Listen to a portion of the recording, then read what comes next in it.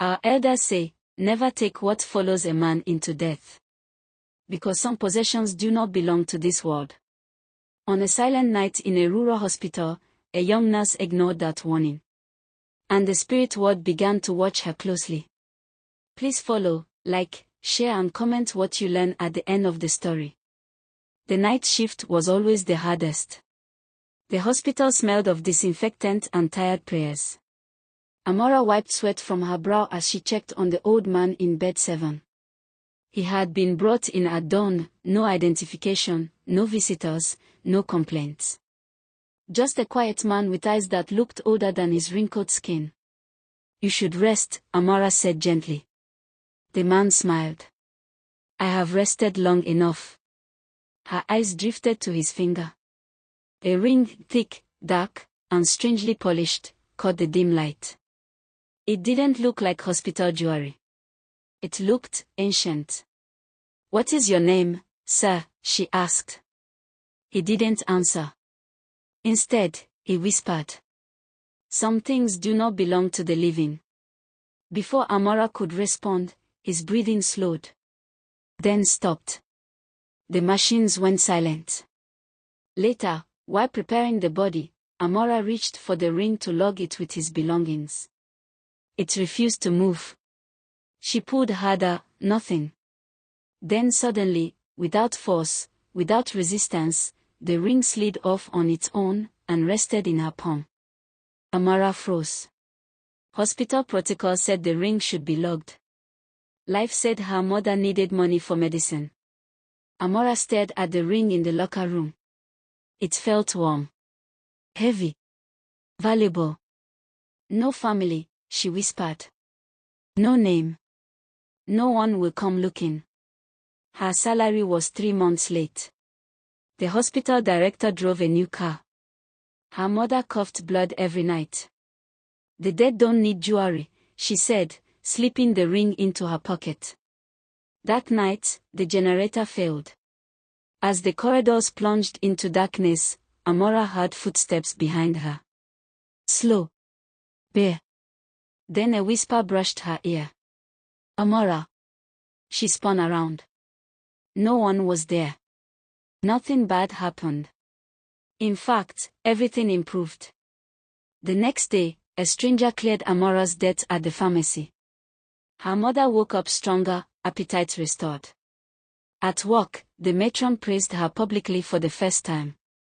Amora began wearing the ring openly. During an emergency, a patient's heart stopped. Amora panicked, pressed the ring instinctively, and the heartbeat returned. The room erupted in cheers. That night, Amora smiled to herself. Maybe, she said softly, this ring is a blessing. As she drifted to sleep, the ring paused once, like a heartbeat not her own. An elderly man was admitted with a fractured leg. The moment he saw Amora's hand, his face drained of color. Remove that ring, he begged. Especially at night. Amora laughed nervously. It's just a ring. That ring walks between worlds, the man whispered. She ignored him. That night, she dreamed of the old patient from bed 7. He stood knee-deep in a river that flowed backward. You used what was not yours, he said. Amora woke screaming. Her finger burned. People started noticing. Patients improved only when Amora was nearby. Some whispered prayers when she entered the room. Others avoided her gaze. One child recovered suddenly from severe infection.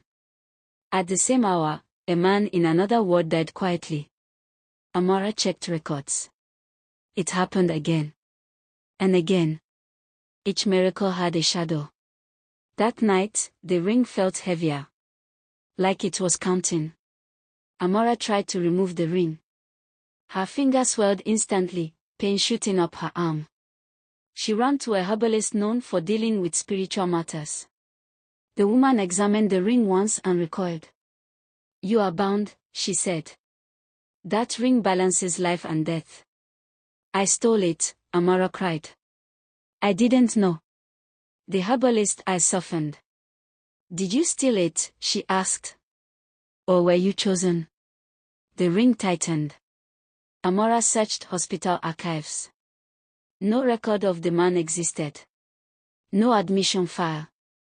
No death certificate. Villagers whispered stories of a wandering judge spirit who lived among humans, watching those who served the helpless.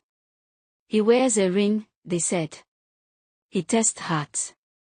That night, the spirit appeared to Amora fully. You took what carried balance, he said. Now balance demands payment. The ring began shrinking. You must return the ring willingly, the spirit said, or it will take a replacement. Amora understood. Her life. She was given one night.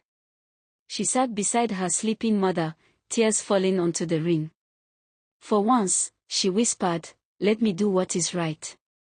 At dawn, Amora stood in the hospital courtyard and confessed everything, before staff, patients, and elders. I stole from the dead, she said. I accept whatever comes. The spirit appeared. You have learned, he said.